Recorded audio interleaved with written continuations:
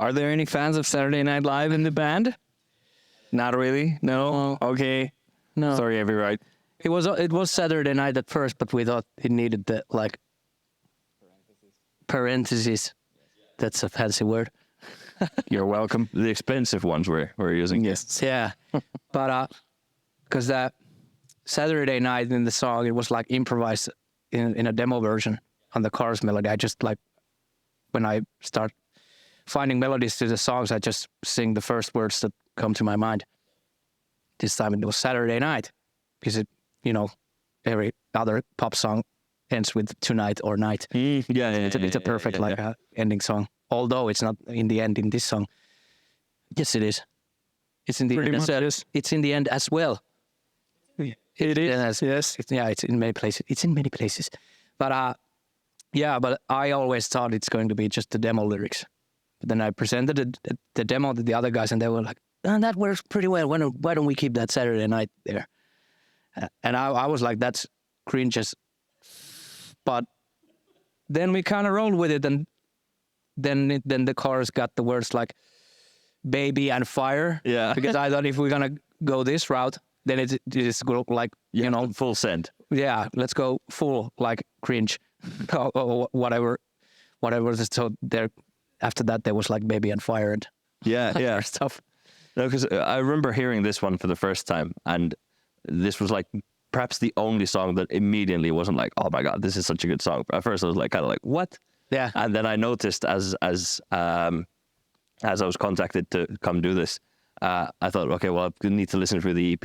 And I was driving on Saturday night through central Ostrobothnia, Keski-Pohjanmaa, and it's nighttime, it's dark, and I'm just blasting it through my car, and you can hear the subwoofer going, and I'm like, fuck yeah, this is cool. So I thought that it was completely like meant to be from the start because of how like the melody goes. Yeah, but most of like the best words come when you improvise, because then the melody and the lyrics they are like one and the same. If you do it like afterwards, you have to like really have to find the words. Yeah. So usually you get like really good results. Like phonetically, is that a word? Like they go really well with the melody. And Saturday Night, I Am Alive is, I think, a good title because it evokes a lot of thoughts in people. So people have an image in their head, like what's Saturday Night about. And when you have like I Am Alive in parentheses, I think that's a good buy-in. So people get like pulled in, and then, it slowly opens up that it's not actually what it seems up front. So I think it's a good title. Well, bouncing off that, let's talk about lyrics. What's the deeper meaning behind it? What inspired you? You said it's an improv, but did any meaning come attached to the song, or is it still just very much Like afterwards? Yeah, like not afterwards. in the moment, because I tried I go the melody first, and usually you have some kind of feeling of the song. Is it like a sad song or a happy song or something in between? But usually like the melody comes first, and then afterwards you start messing up with the words. But now we kind of like fitted the lyrical team with the Saturday Night, and Ville wrote like all the verses. Yeah. Almost. Well, at least some of it. Yeah. Yeah. But it started with the Saturday Night because it worked in the demo lyrics so well. So we wanted to stick with it. And in the chorus, it was Saturday Night and Saturday Night again. But it was twice, yeah. Yeah, but then we double the fun. Yeah, but then we changed it to Saturday Night, I Am Alive. But yeah, Thank God. Like we have talked about that we don't want to do like a generic like party song, never. But on the other hand, the Saturday Night kind of worked in the song. So we kind of switched it to be like sarcastically, like, and have like this like a darker twist, like how the protagonist is like only alive on Saturday night, and like and through like for example like substance abuse and that kind of stuff, he is alive on Saturday night, and otherwise his life is a mess, and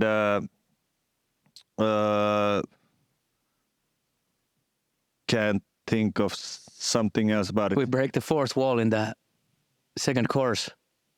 There's like the word "stop me," because I don't want to be. Yes. Then like it becomes like the realization. It's like double meaning. Like we don't want to make a party song, and also the narrator doesn't want to be the Saturday night. Yes. Aimed like directly to the listener. Stop. I don't want to be like this song. We don't want to make this song like as a party song. And you thought it was like a relationship theme, wasn't it so?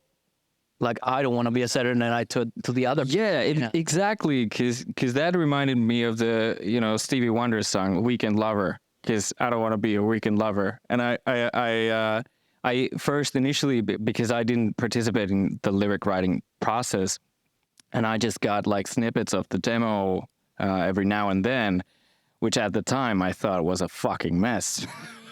but it worked out really great. I'm glad I got to believing in the finished product. But yeah, I thought it was like someone crying out to someone else that, I don't want to be your Saturday, and I want to be from Monday to Sunday. Like Saturday night is when you call me, and I feel worthless after that. So I thought it was fascinating, but wasn't it? It was still when the meaning changed and I learned what these guys were thinking about. I still appreciated the thought, but that kind of provoked some ideas. Oh yeah, ahead. Sure. And I think that's mentioning what you said, that it's a great buy-in for people, because it's like it on very surface level. It's an easy to listen to song. It's easy to get into because it's kind of got that party kind of vibe. But when you start digging at it, there's obviously like many layers that people can interpret it.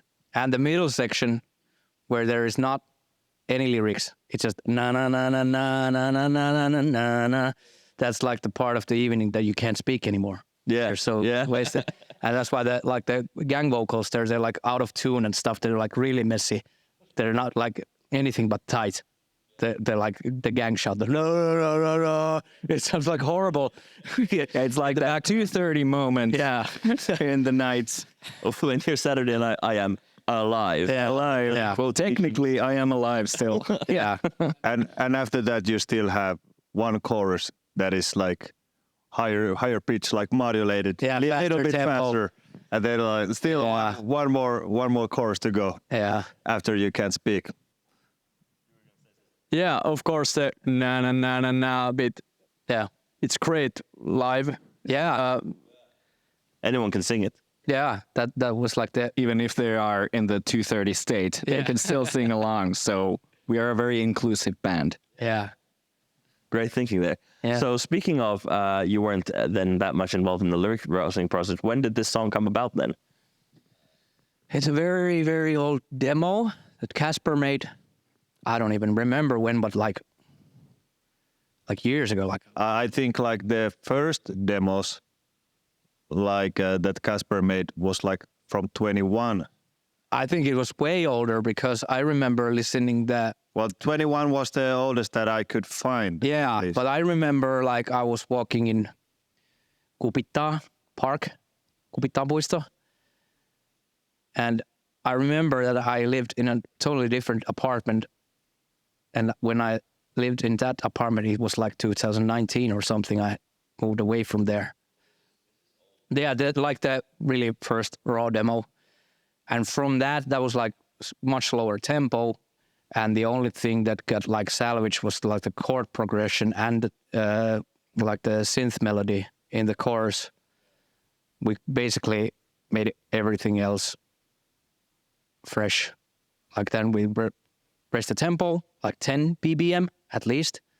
I think it was like around 120 and now it's like 131 to 132. It varies a bit in the song. And then we just kind of like started to let's figure out where this should go. And I remember we was sitting in my home studio and we were just like messing around. And I remember we were listening the song Wargasm. You know the band? I don't know the band, no. It's a British band, Wargasm. I think I've heard the name. Yeah, they have a think I've song heard called that song. Drildo, like dildo, but with an R. Right. Yeah, it has like really cool this like pumping feeling in the verses, and I was like, let's aim for this in the verses, and I think I just told Kasper that play something that fits to the beat, and I think it was like the first or the second thing that Kasper played, that riff thing. So this would be in your new. You mentioned your home studio, so this is the new place. Yeah, this was like in 2021 or something like that. Okay. Or 22 maybe. Yeah, something like that. Yeah. Yeah, because like the name of the first demos was Rankka. Yeah. As in heavy. Yeah, as in heavy, and yeah, it was like super. Well, it was way slower, and it was like way moodier. It has like I thought it had like a better like Bring Me the Horizon kind of vibe. Like if you think about like Bring Me the Horizon song Parasite Eve, that chorus, it has like that same kind of like pulse.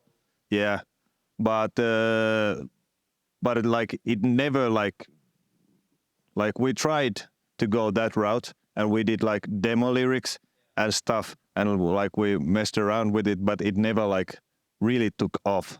So that's like when we thought that like, okay, this is not going anywhere, and then we raised the tempo, and from the intro you go to this riff, and like you get like this pumping sound and sound like screaming and stuff, because like initially there was no screaming, and that so. And when it really started flying was when the pitch shifting came in. Yes, that's true. There's a lot of pitch shift. Yeah, I love Live playing is like playing step on like my pedal board. Yeah, but that was also a joke first, because I remember with the Kasper played the riff, and now we have the first verse. Then let's go back to the chorus, like the basic stuff, you know. Then the second verse sounds a bit boring. Then I just let's do this, like plus 12 or 24. I don't remember which was it. And then I was like, oh, was about that full octave. Full octave at least. And I was like, wow, that was weird. And those guys, no, bring it back. Now it's interesting. But that's pretty common for you guys. You like to switch around with keys. And, yeah. I think it's so easy, because every time I'm like bored that something comes again in the song, the first thing is let's just try it up or down. Yeah. Like Because we do both in the song, like one octave above and one octave down. Yeah. That's some cheap music production.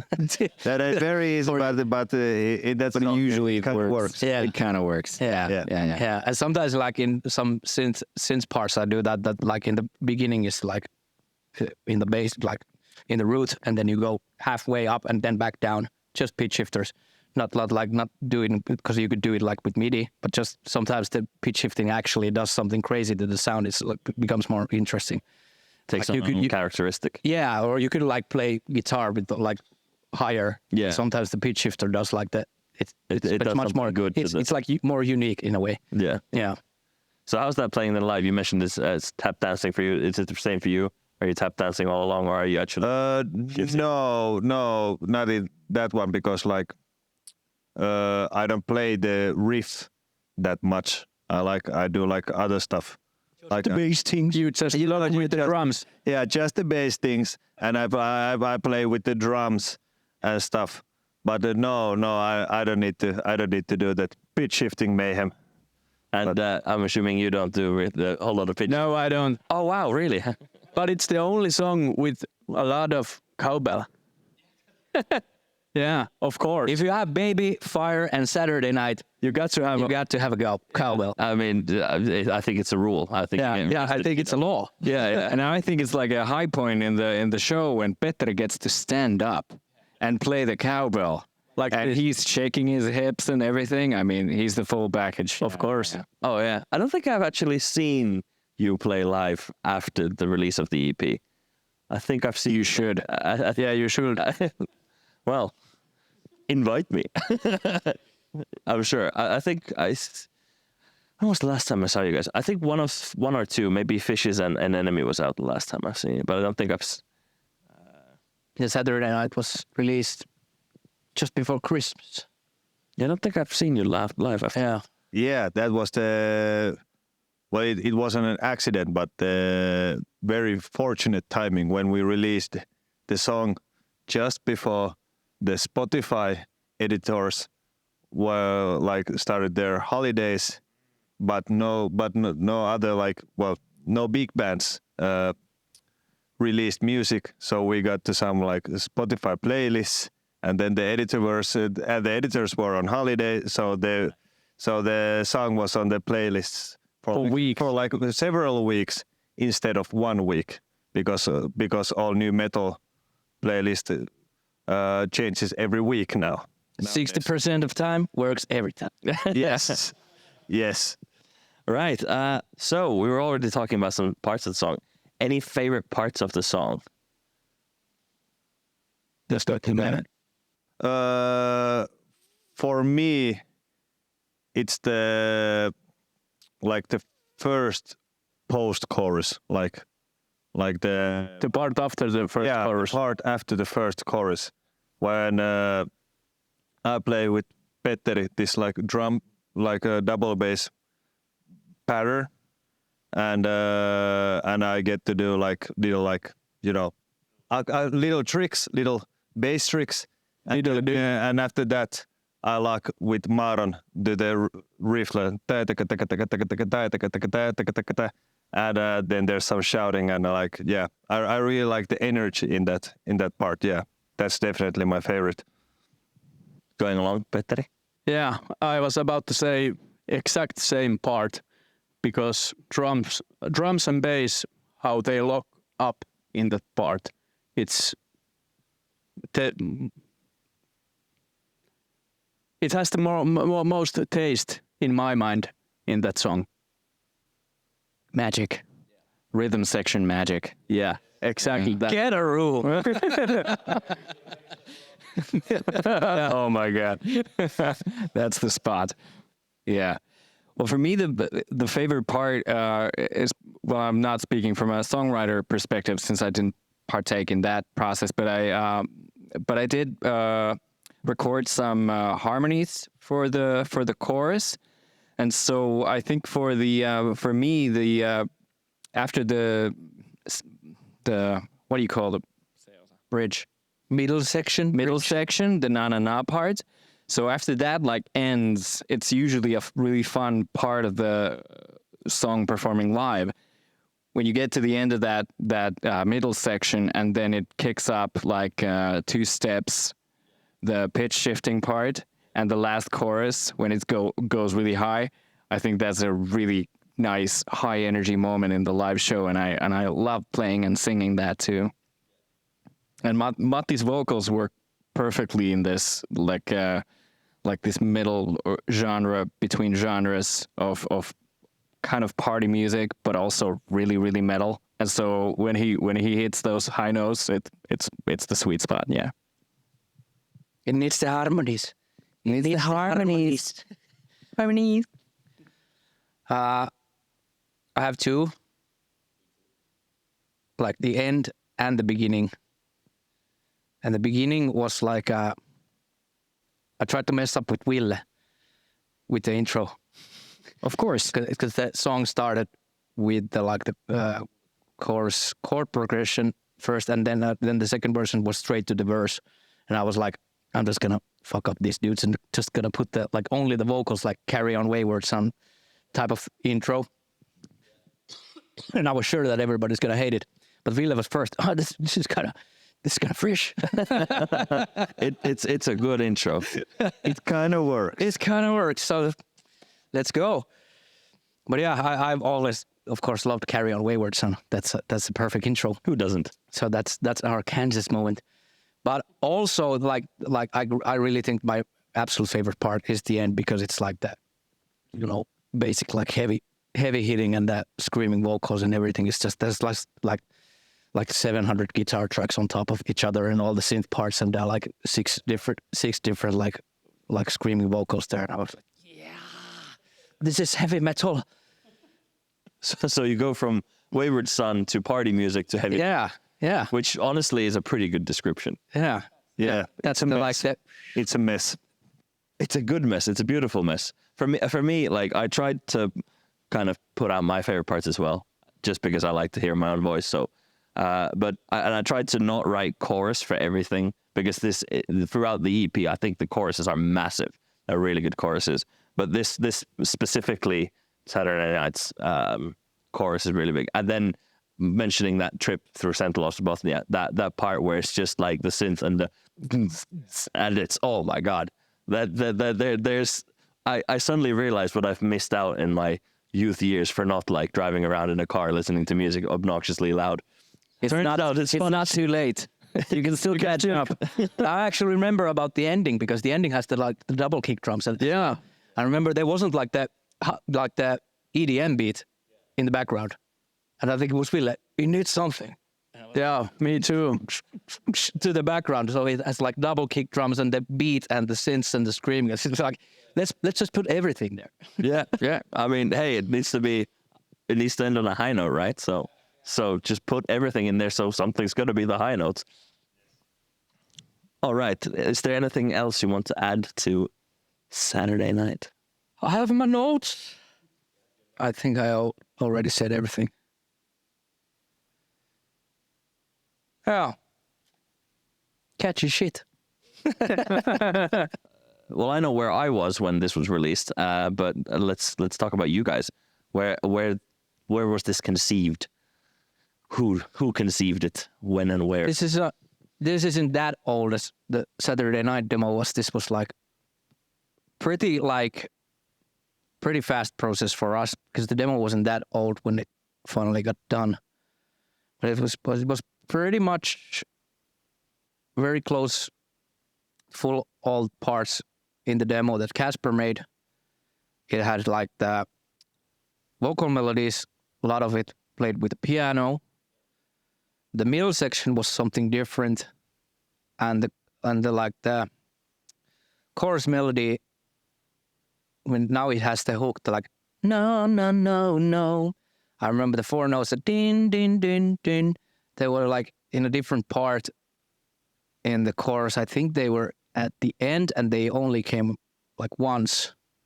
And I was like meddling with the melody. Like this is the hook. We need it in the middle. And we did it twice, and then the second time it needs to come 4 times because this is the hook. So that changed, but pretty much like the intro and the stuff was already there in the demo.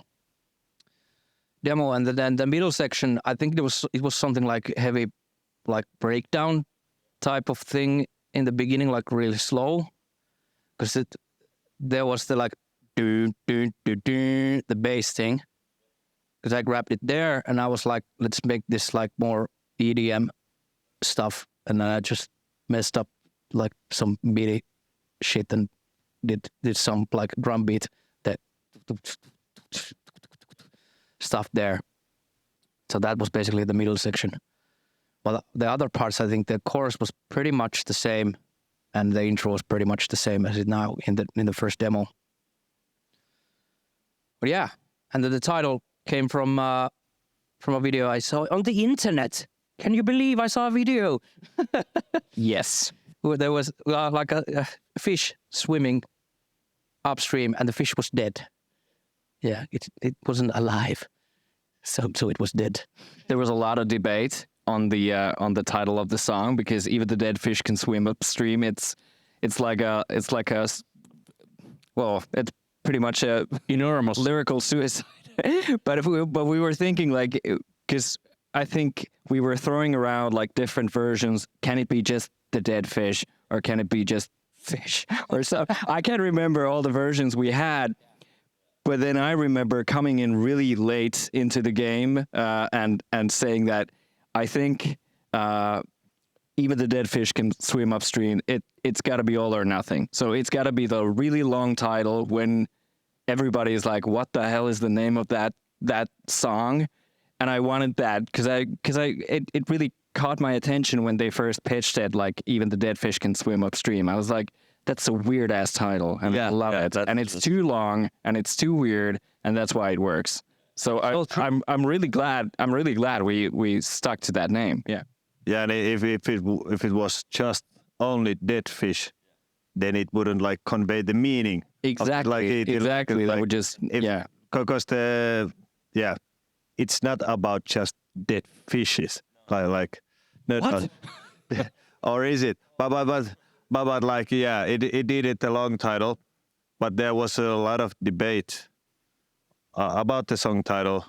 One reason was that because we sent it to UMK, and we thought like UMK, Uuden musiikkikilpailu, to apply for the Eurovision Song Contest.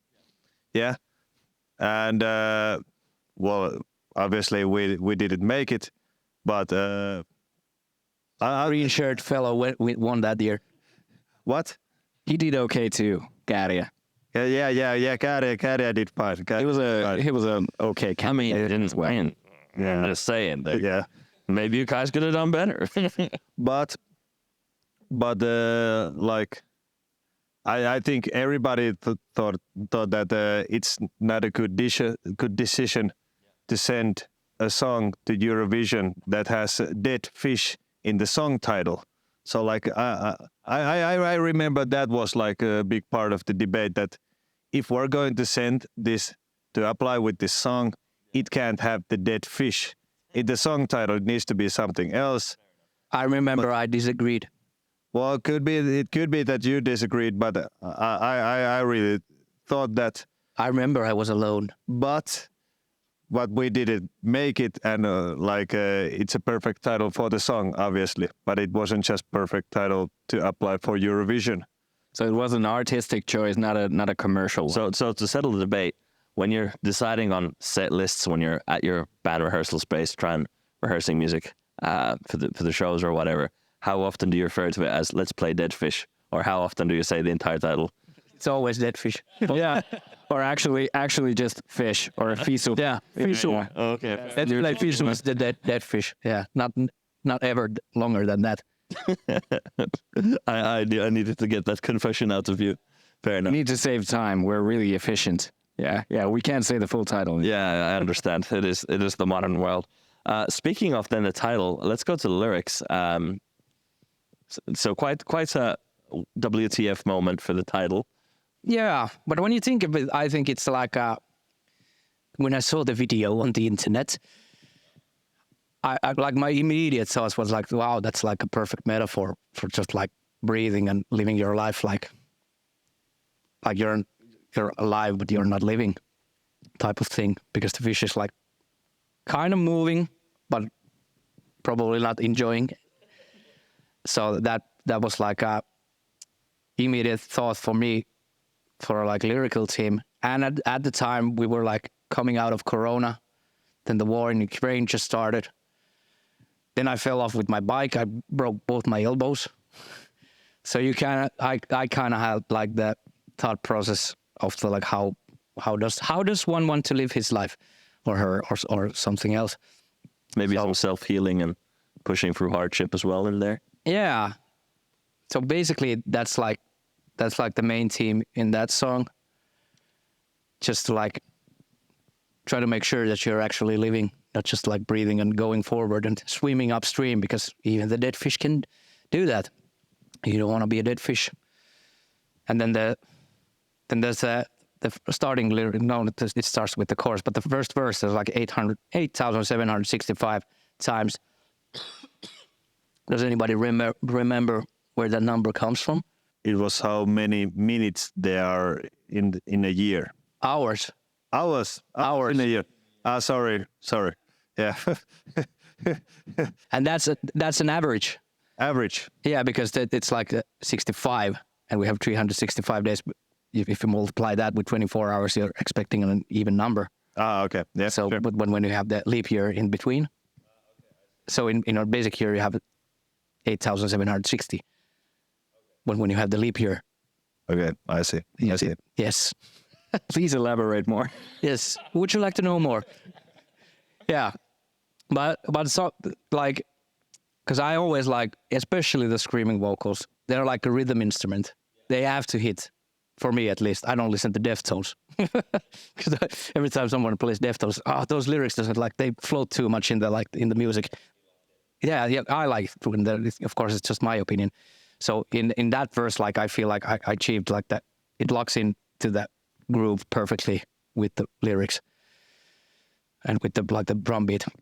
And sometimes you have to use numbers. Words aren't enough. When words are not enough, use numbers. Yeah, but that's also rare in that song because I had the title that even the dead fish can swim upstream. I had it first before like I even know where I'm going to use it. So you have to fit it in there, and luckily it fit perfectly like in the parts where it is now. But that's like very rare for me, at least, that I have the lyrics first and then I'm just trying to mold it to the song. Kind of playing a reverse jigsaw. Yeah, absolutely. I guess people do that, but not me. Yeah. That often. No, that feels weird songwriting wise to do it that way, but it worked out great. Speaking of remembering where you were when the song came out, I was again driving to Central Ostrobothnia, and I was coming to see my girlfriend, and coincidentally she was in Kokkola, and you guys had a show there with Everchair, and it had just come out. Release party in Kokkola. Yeah, exactly. And I remember I listened to it like once, and I thought like, this is such a catchy song. I like all the main parts of the song. I like immediately stuck to it, and I think that's one of the strong parts of the songwriting is that it really takes the listener in my opinion. I think it really hooks. Because I remember when you played it live, I was like, I already know this song. Like That's what like we played it like this was the second time we played in Mikkeli in the big festival show, and the Balance Breach, shout out to Mikkeli guys said like after the show that immediately they could like sing along. Yeah, it was. I think within 3 minutes you achieve something that, and I can speak on behalf of these guys because they wrote the song. But they within 3 minutes it's a complete package. Like it's a very original whole. It's a whole thing. But within that there are very different things happening. A lot of stuff is happening. I think it's a really original song. I can't. Even though it's really catchy, I can't think of another song that sounds like Even the Dead Fish Can Swim Upstream. Something that springs to mind and drawing a blank on what could be similar to. And I really love the song because it has I think the best qualities in the band's music because it has both extreme. It's super heavy. And it's my absolute favorite drum song of the EP. Like it's just about the same super kick-ass drumming in that. And I'm really proud of Petteri for achieving those things. Super nice fills, the double kicks, everything, but also the catchiness, the pop melodies, the no. So I really love playing that as well as listening to it. So we're talking about. Go on. No, I mean, as we talked about the catchiness and stuff, but I also remember when we were about to play it live for first time, we talked about, is it going to be such a mess? Because there's so much happening, and if things don't lock up, it's going to be a train wreck. Yeah. But even after the first time playing it live, the crowd was into it so well. I remember how I was pretty much just scared. How I am myself going to even manage, but yeah, it has been very good live song as well. I'm sure. I'm sure, and when I've seen it live, definitely agree with that. It gets both us and the audience really pumped up. So it's a good song. Yeah. Wasn't it in Utopia? Or played it first time? I think it was. I think it was before Mikkeli, the day before Mikkeli. Did we play it? I think it was the Halloween event. But that was after Mikkeli. Yeah. Halloween is after Mikkeli. The manager is I have received Mikkeli was I've received information before Mikkeli and after Mikkeli. Okay, well, okay. And before Mikkeli, we played on the rocks with Dirt. Yes, and I think that was the first time we played that song. live. Yeah, and the second time was in Mikkeli. Okay. Yeah. Okay. Okay. I guess. Fair enough. Speaking of demos, Okay, fair writing enough. process and things being in place, obviously the drums being quite a big part of this. How much was in the demo already? How much did you have like input as a drummer, or is it all kind of Pretty much was already in the demo. okay? But there are, if I remember correctly, there wasn't that much double bass going on through the song. Yeah. You do like to add it. Yeah, I like to add it. I like the drum fills are like 100% yours, Yeah, and like some as usual. some bits, some like what's the word? Mausteet. Spices. Yeah, You like to spice it up, yeah, sauce it up. something like that. Yeah, Yeah, it's very common that like when some of us like write songs and we make the drums like with MIDI maps and just like put the dots in the place, but none of us who like write the initial drum parts are a drummer. So you're making like, well, here should be like kinda this like of a feel, but then Petteri as a drummer like makes the feel like it's supposed to be played, and well, like yeah, like that's what I meant, but I didn't know how to write it. He makes it sound The natural MIDI score. because we don't play drums. We don't get that. Or we make like 2 fast blast beats and Or sometimes that's well. Petteri says like, okay, I'm looking at the MIDI map. Am I supposed to have 3 arms? Like Yeah. this is And not 4 physically legs. possible to play this. Yeah, with my other band, it's the exact same thing. I write some drum parts, and I just say to the drummer, "Look, I know you're gonna do your own thing. Just try and keep the feeling," and he'll do it again. And with the other band, he goes right, and he grows a 3rd arm. And I was just about to ask. Petteri usually asks, "Am I supposed to use all my 3 arms?" No. Yeah, and it's and Or legs. the MIDI maps, the drummer just goes, "I bet." But maybe a different genre of music in that sense. But that's super interesting. Favorite parts? Obviously, we've been mentioning the drumming. So maybe Petteri, what's your favorite part of the song? I think it is the party part. Yeah, where Ville has his Sweet bass moment. sweet bass moment, bass solo kind of. Yeah, no, I wrote myself way too hard bass solo. Like I like it. It's supposed to go like this, but it's a bit tricky. I need to work on that. But yeah, Which is not on the record. It's on the you play it live. yeah, it's not on the record. Like when we play the song live, the mid section is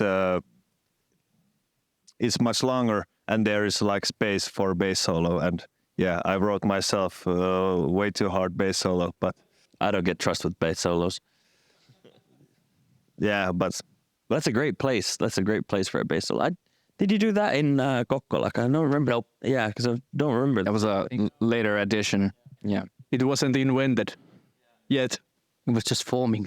Yeah, He hadn't yet signed the petition of "Can I have a bass solo?" yeah. That's a perfect place. Yeah, that's a long process to handle.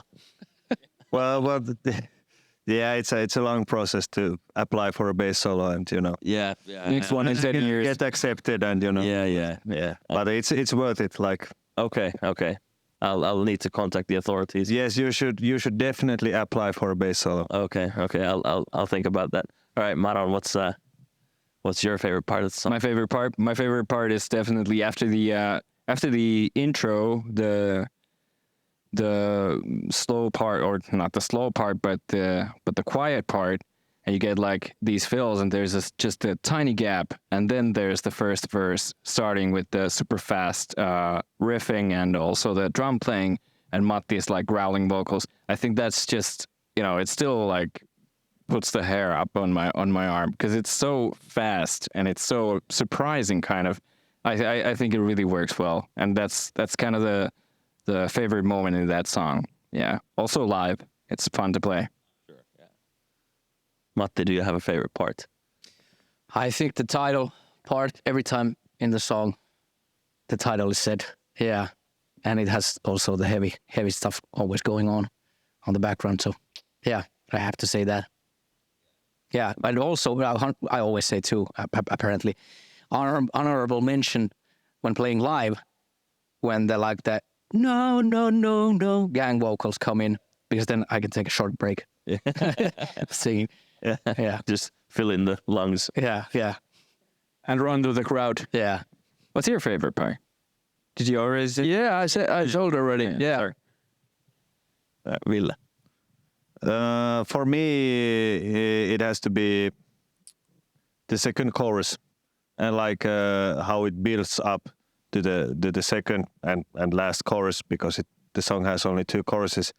But yeah, I like the build up, and when the chorus like kicks in, it's a super tasty moment, and especially live, I feel like super pumped in that moment. I like, head banging, and the crowd is all warmed up, and they get to enjoy the last no's.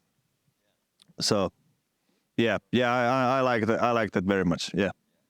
Yeah, I was gonna say that as well, but then I realized if I'm gonna say chorus on every single song, it's gonna just seem like I listen to the choruses, and now I fucked up the release order and the song title order. So yeah. They're really short songs, so you can actually listen to the other parts. I know, but I must say my favorite part is the first verse, just when it comes out the gate and it's just everything at max.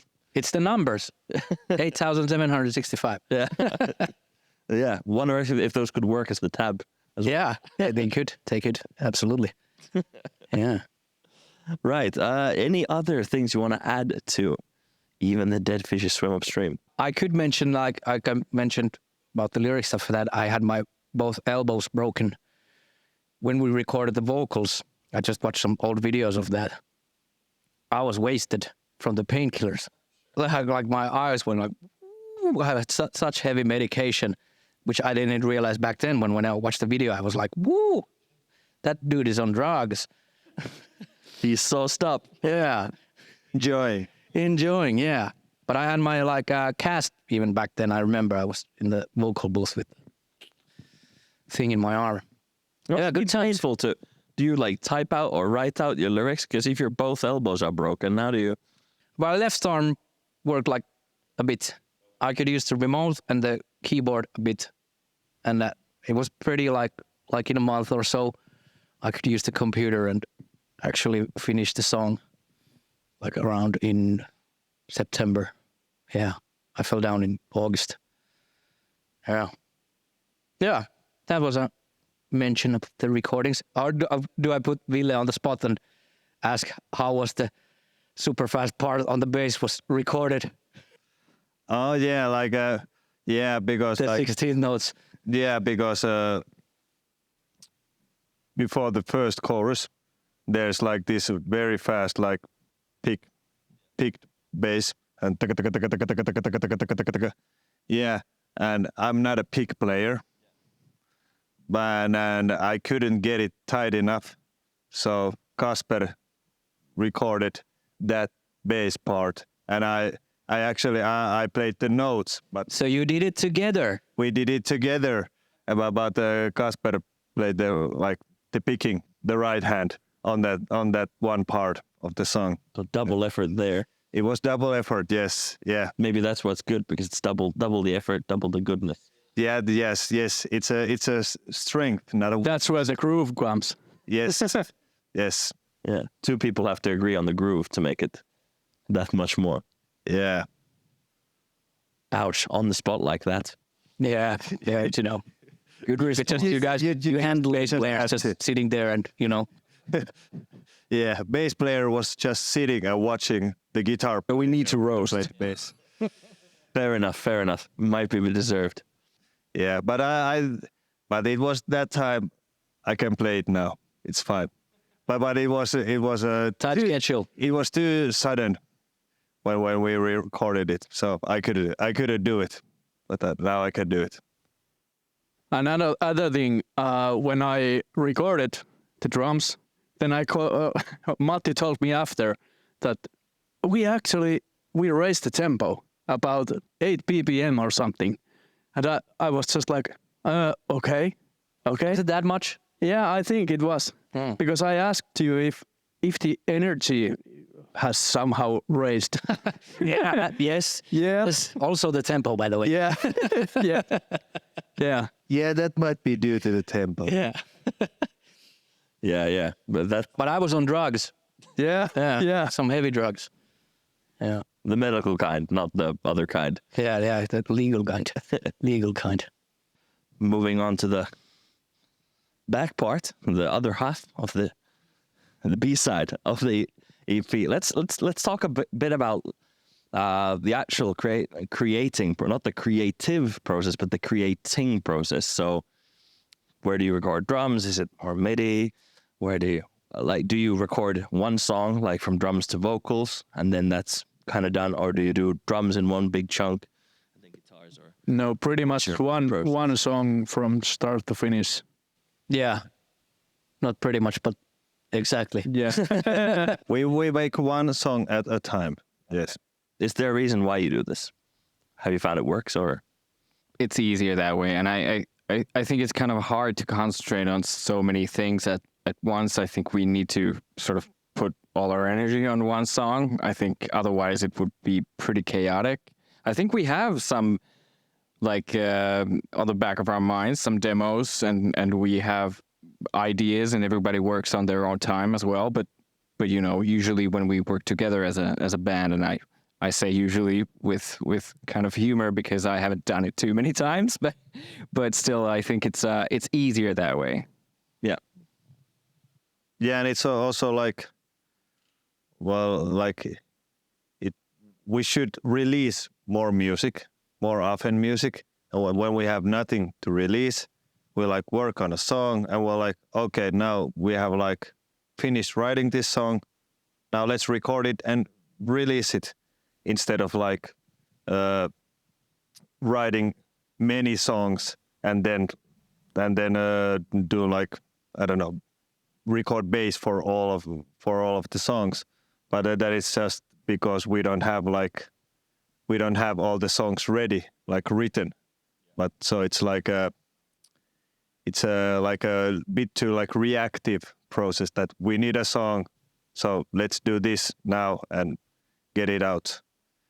But it would be good to have like multiple songs already like written, and then you record all of them at the same time.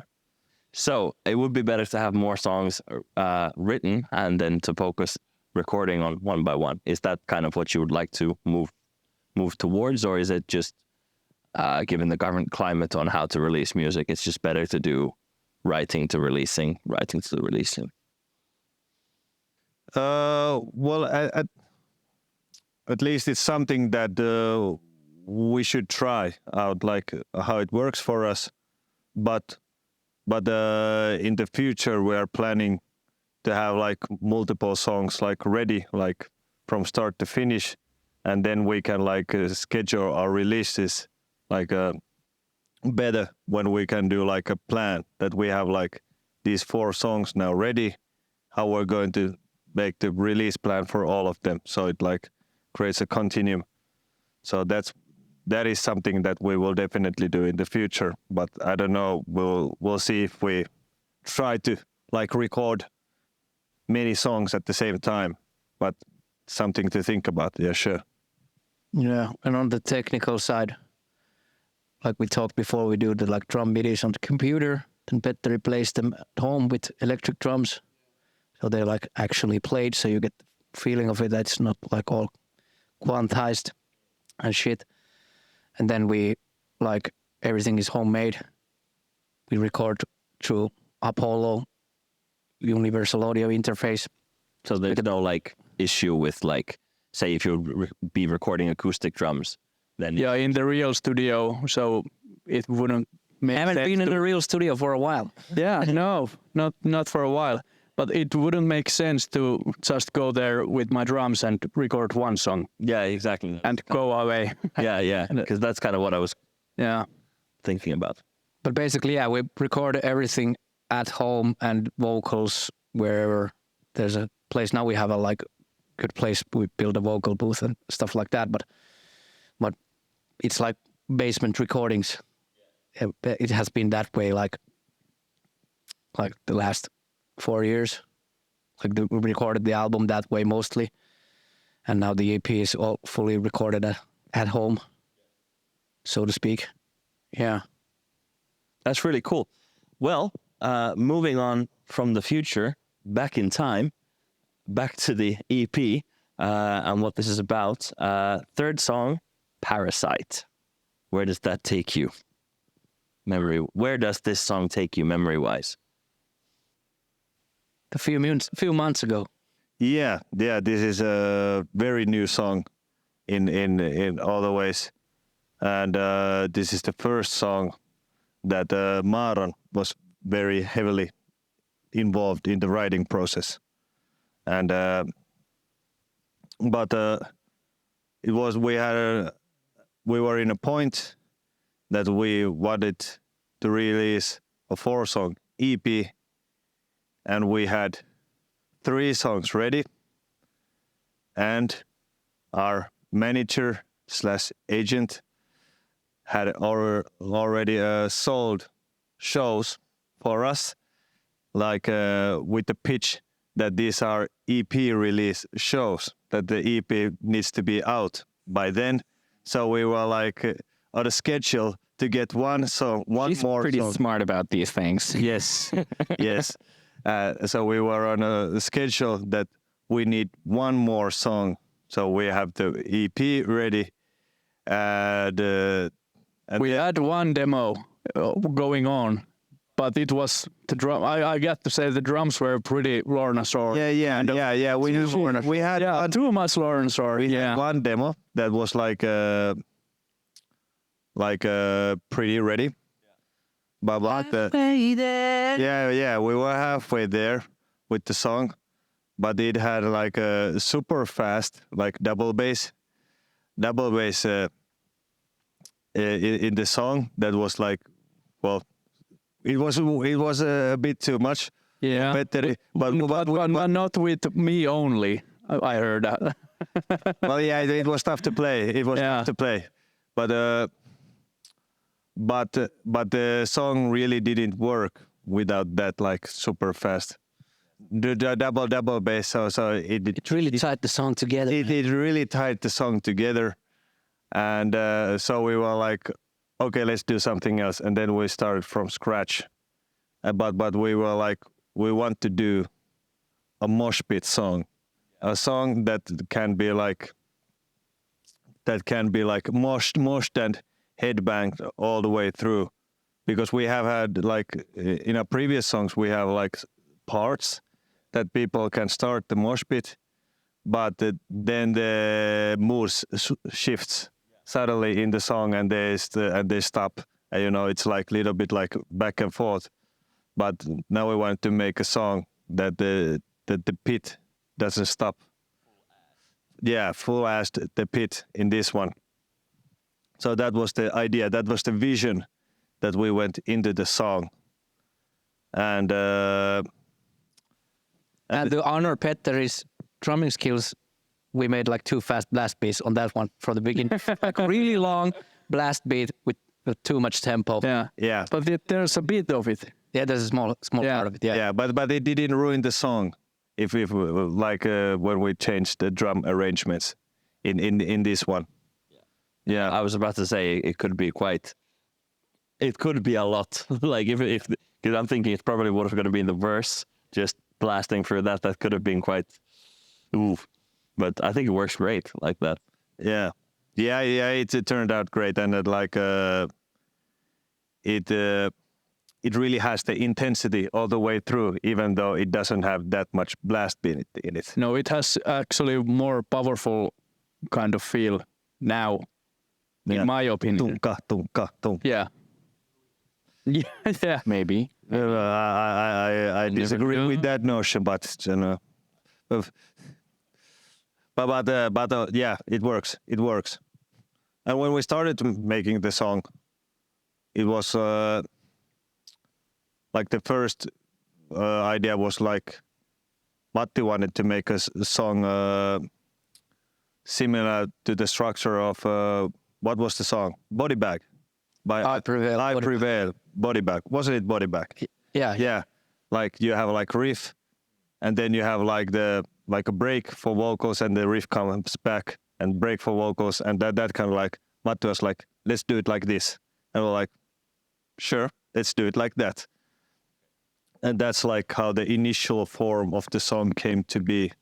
And then we we played around with the different choruses and stuff. And then we talked a lot about System for Down as a mentality for the song. So it's like a bit crazy. Yeah. Yeah. Yeah, I can see that now that you mention it. Yeah. It's got that. But you mentioned that this was kind of, you were more involved in this one. Yeah. So what did you have? Did you kind of had the idea of what we want to do, and then you wrote something for that, or did you have something that happened to fit the bill? I think why it was kind of a special couple of weekends when we wrote the song, because we did it together right there and then. Because I remember like us agreeing on that it should be a mosh pit song. It should be like full on. Well, not drum blasting, but blasting from start to finish this song, and we wanted to sort of kick ass all the way through.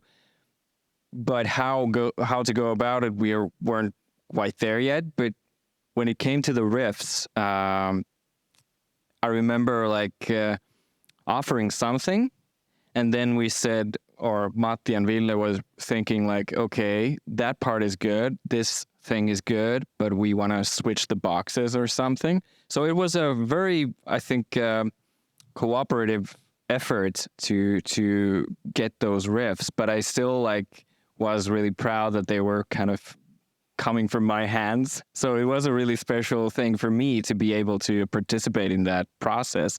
But those riffs, I think I went to Matti's bedroom and just played for a bit, then came out and said, I got this one, so how about this one? And yeah, that's kind of how it slowly built up. So Matti's bedroom is the secret sauce for it. Yeah, just go with your instrument to Matti's bedroom, make sweet love, come out with masterpiece. Yeah. I wasn't in the bedroom making the sweet love.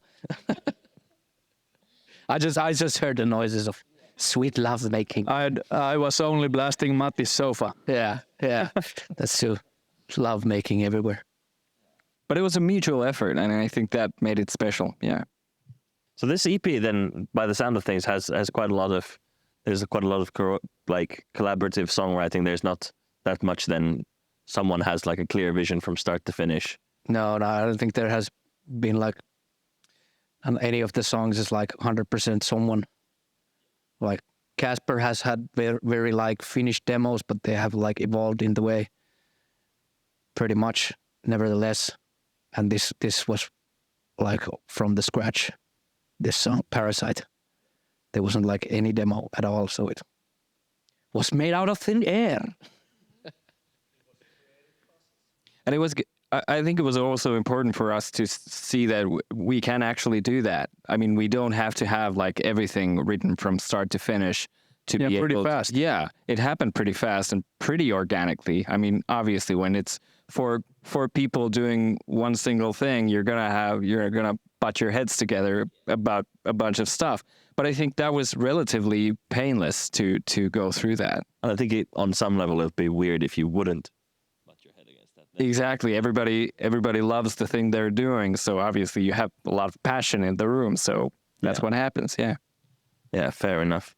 Lyrically speaking, Parasite. So obviously tight schedule. Who did you write the lyrics? Who came up? We did it like together most parts. Okay. Yeah, but I had my personal touch on the subject, which I made a post about a few days ago. Yeah.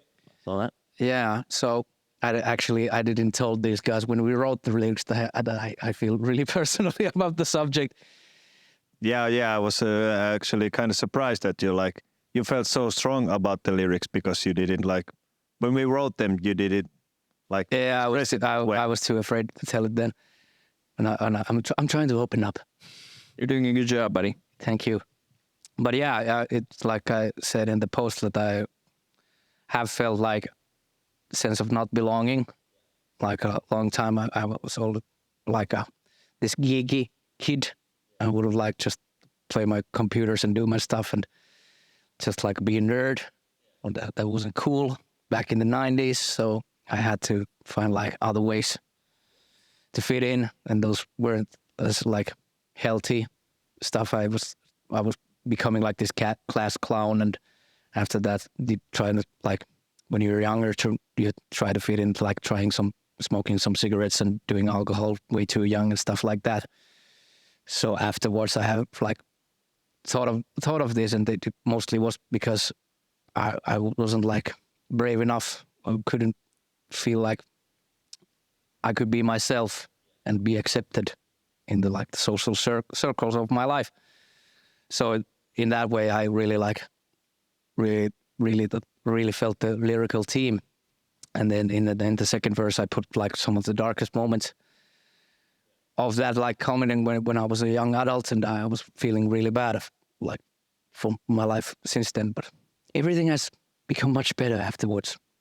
I find it interesting, and I think it's very admirable that you can kind of like fuse something very personal from yourself into a group effort, and then still kind of keep to that idea while still working in a group. Is there any specific part of like this is how you went about it, or was it just no, trust me, this is how I feel about this thing, this is what it should be, and just I often think I can answer that question.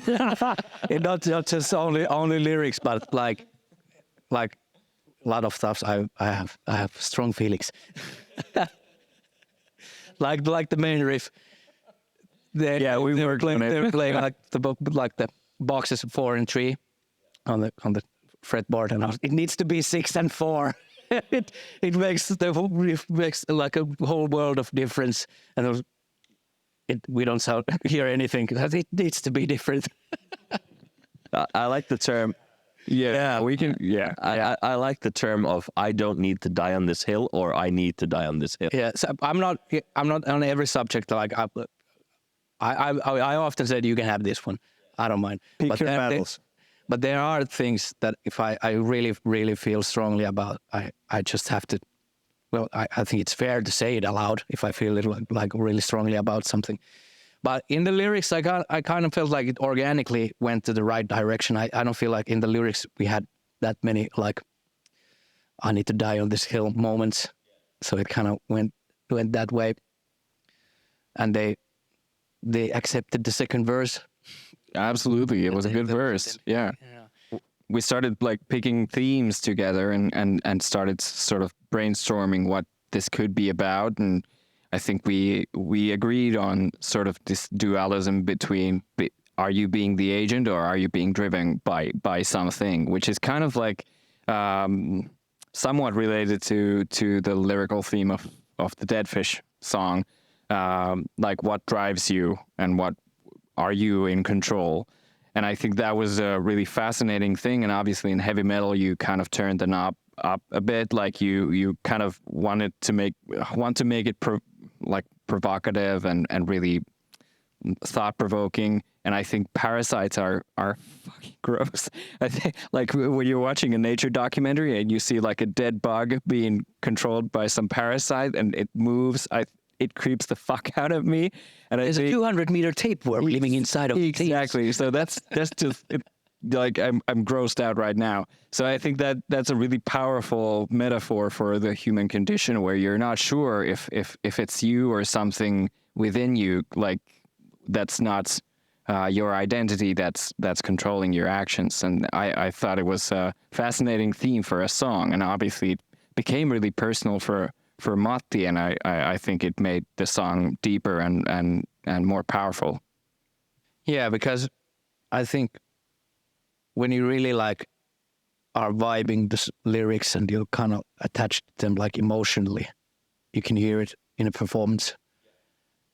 And I think like as you try to progress as a musician and as an artist, as a vocalist, that's the direction I'd like to be going in towards to like make the lyrics and the vocal performance like more intertwined and really kind of get the emotional side of things like League Two. Yeah, I remember we were talking.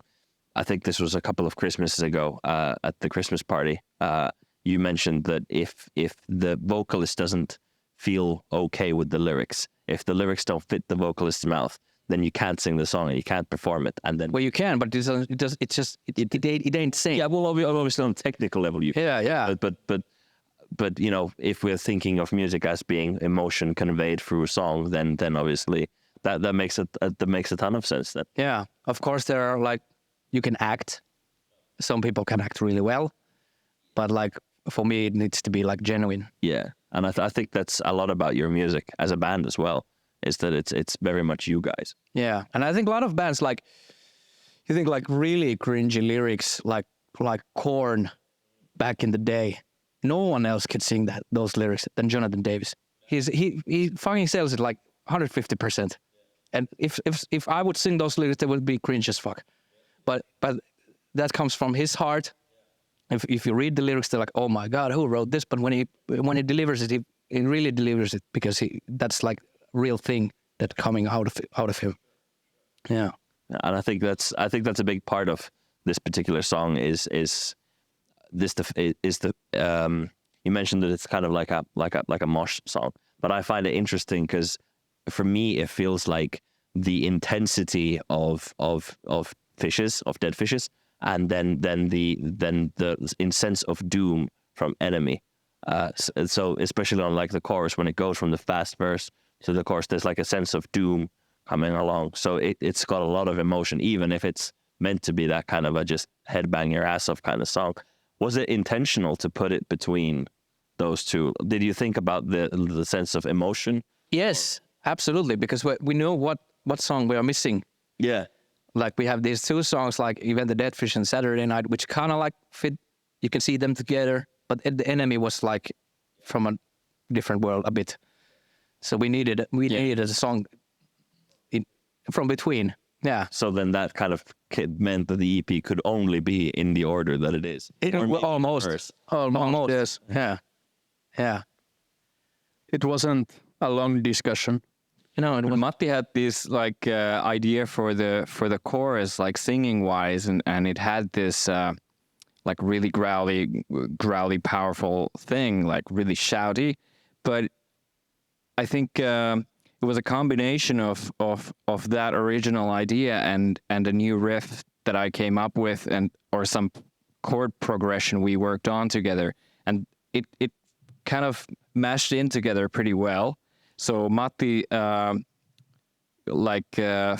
the singing part into that riff, and it kind of made almost like a Nightwishy kind of feel to that song, which was kind of surprising because that wasn't we were purposefully aiming at, but it was something that kind of worked, and it also gave a nice contrast to the verse because it's pretty different from, as you said, like from the verse, but it's a nice break. And it brings a lot of color, and I think like lyric wise it's also like a moment of clarity in that song. So the parasite and the host are almost having a dialogue, like which of us is driving this car, and am I controlled by you? Are you who is who? And that's so it's like a moment of awareness of what's going on, and I think it worked out also like lyrically pretty well. So yeah. the drums tied together. Oh yeah, the drum fills, man. Yeah, they fucking kick ass. Because I think the drums are mosh pit worthy. Oh, absolutely. In the chorus absolutely. as well. Absolutely. Yeah. Yeah. That keeps like that headbanging. Keeps it going. Keeps it going, yeah. Yeah. The power it spills over from the verse, and you get a bit of a breather as a listener and as a performer, but it doesn't, like, the energy doesn't die down. Yeah, and it keeps your head like this. Yeah, exactly. Yeah. Because if it would be maybe a different style, maybe less in the box, then it might not carry over that well. Yeah, and that we decided like early on that we don't want to like lose the mood. We have to keep it. Yeah.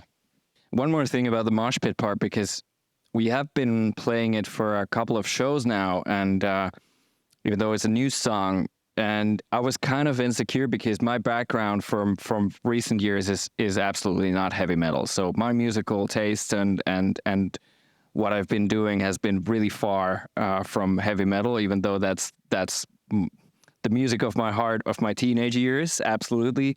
But I kind of came into the band like outside the box, I think, and being able to be part of this process and making this like the heaviest or the most mosh pit song of the EP, and then having fans say that, you know, these riffs are kick-ass, or that really got me going, or I really moshed through this song, that warms my heart, like really.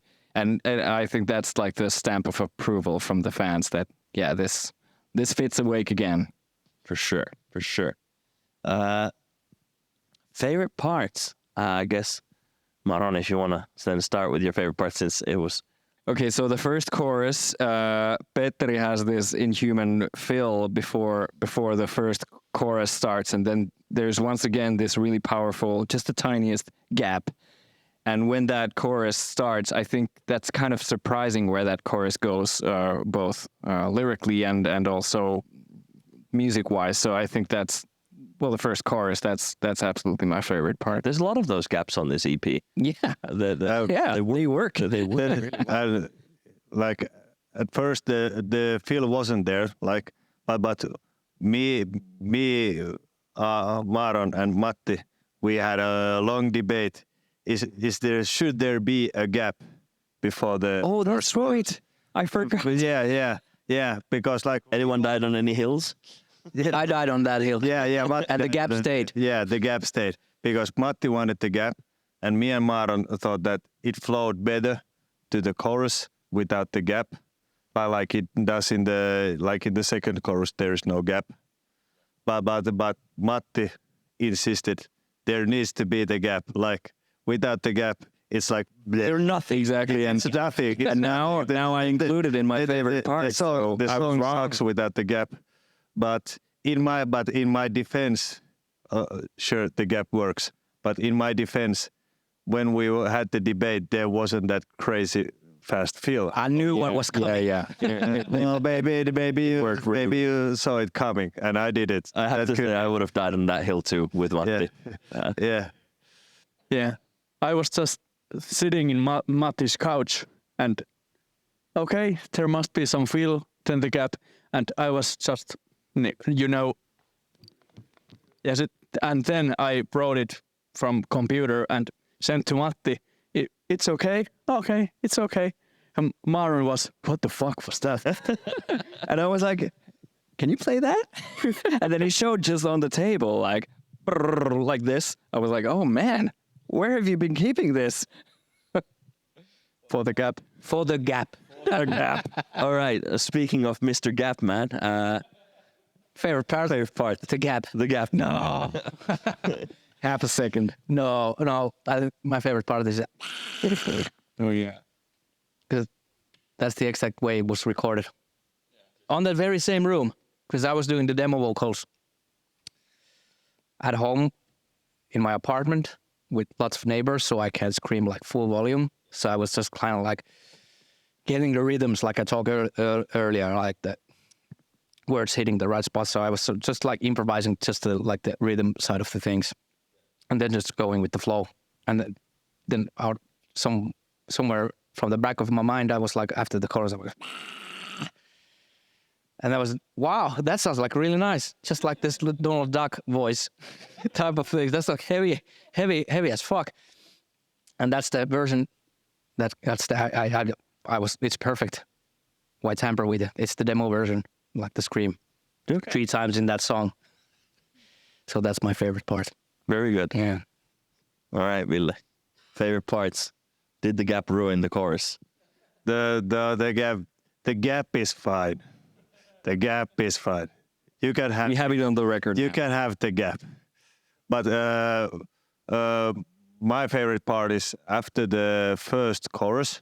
There's like this short section with only drums and vocals, and then when the guitars and bass kick come back in, then there's like this very short, like a very very intense short period where the vocals goes like ta ta ta ta ta ta ta ta ta ta ta ta ta. So that's that small part, like really like that like hypes me the fuck up. I'm like, let's go. Yeah. Now that I think it should be like double length now. Maybe it should be pretty good. Yeah. A lot going on in that verse. But maybe it's so good because there's so little of it. Yeah, you have to listen to it again. Yes, but yeah, that's my favorite part. All right, Petteri, favorite parts. Yeah, I knew I would have the same part as Ville. It's not a long part, but tasty as heck. From the chorus. And into the section. it's like an energy peak in the song, at least for me. I was against the drum beat, Yeah, you were. the double kicks there. Yeah, it made a I bit of a mess, but I said it's messy, yeah. but I take my words back now. But you are against the double kicks in the drums and vocals part, like Yeah. just before it. Maybe, but Maybe both. Is there like double? Yeah, they're in both. Isn't the same beat? No, it turns around. Oh, There's just Okay. that okay. little thing Yeah. that changes. But after I made the vocals there, I was like, it's even messier now. Yeah. yeah. It's a good mess once again. So continuing on the tradition of the rhythm section, that's actually my favorite part as well. Oh, It's just coming after from the right. chord. Yeah, well, I mean, it's the rhythm section, so but also the pre-chorus, like building up to the chorus. That's also because you're introducing that sense of doom. There's like a sense of like danger is around the corner, but it's still going that super thrashy, super fast, like still building up to it. Like Yeah. And there's the tension that ends with the gap. and then it hits even harder because of the gap. So one hill I die on with Matti and one hill I don't. You're only half dead now. Only half dead. That can be called in the valley. Anything else to add to Parasite? Well, if you listen to the song very closely, you can hear that the first chorus sounds a little bit like muddier than the second and the third chorus. And that's because I don't know what happened, but in the master recordings, like in the master tracks that was sent to the mixer, there is something wrong with the bass track in the first chorus, and if you listen to very closely, it sounds a little bit weird. Key. It's a little bit off key. And then like the second chorus sounds a little bit clearer. So, but it's not so apparent that it pops out and like ruins the chorus. But if you pay very close attention to it, you can hear it. I'm sure this will haunt me for the rest of my life whenever I hear that first chorus. But I recorded the first line of the song with the sound like 70 times in a row. And the day after, I was like, none of these are good. So I recorded like 15 times more. And then I had it. That actually, I recorded many times different lines on that song as well. But yeah, that was 70 times the first line. Jesus. Yeah. Sometimes it's just you just have to dig it. Yeah, I've been working on some songs with some artists, and I often find that if somebody just ad-libs like a "hey" shout or a "yeah" or whatever, many times I find that kind of in the moment ad-libbed like thing almost feels better than when you try and do it intentionally. Yeah, Really get that you Because then it's a performance. Yeah, that's why I took the scream from the demo. Yeah, 'Cause exactly. that's the magic of the moment Yeah, type of thing there. Yeah. Yeah, exactly.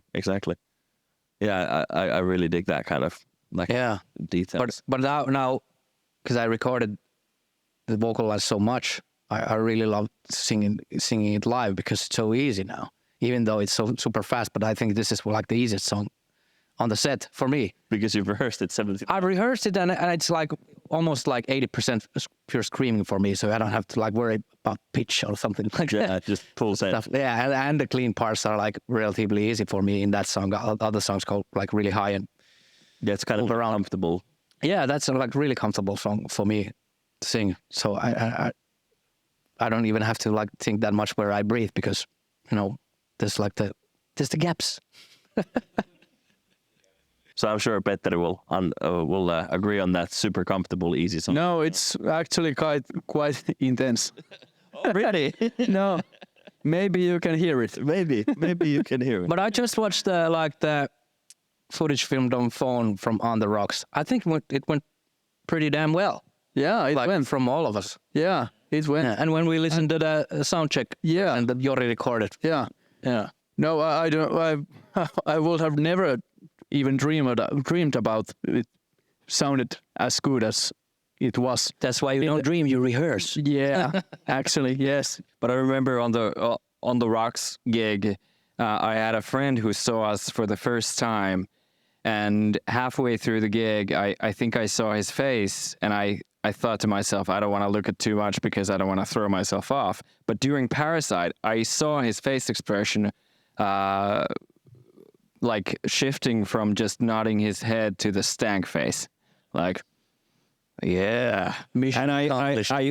I really felt he was feeling it, and I was like, this song works.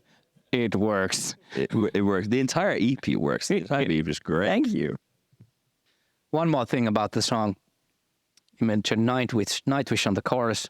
There is like high-pitched, like Nightwishy synths. We use a lot of, in our songs, we use like Omnisphere, like this sound bank synthesizer plugin. There was a preset called Turku. That's what that chorus has eaten. There's a Turku synthesizer in the chorus. Was it like is it your own patch or is it so like No, somebody else made it. Yeah. somebody else made a patch? Who is in the heart of this Yeah. song? Yeah. Oh shit! Yeah. Yeah. I made some changes, but You gotta use that, right? Yeah, of course. Yeah, brilliant. Yeah. It's brilliant. Shall we move on to the last song then? Yeah. Okay, so now for the first song that was released. Yeah, just wonder how I got that double checked. Enemy. So, quite a different theme for compared to the rest. Taking a very, I think, taking into consideration when it was released and the charity thing and all that. I don't think there's any questions about the lyrical theme of the song, and therefore I think emotionally it sits in a very different place than the three previous songs. Absolutely. What was the creative process for you guys? Was there something specific that sparked to make this kind of a song, and specifically for this situation? Well, I remember the first demo that Casper sent. It had the main riff and the chorus. The verses were totally different, and I think the middle section was pretty close to what it is now. But I heard the main riff, and I was like, like a small dog when it gets excited and lets out a little pee. That pee, that was me.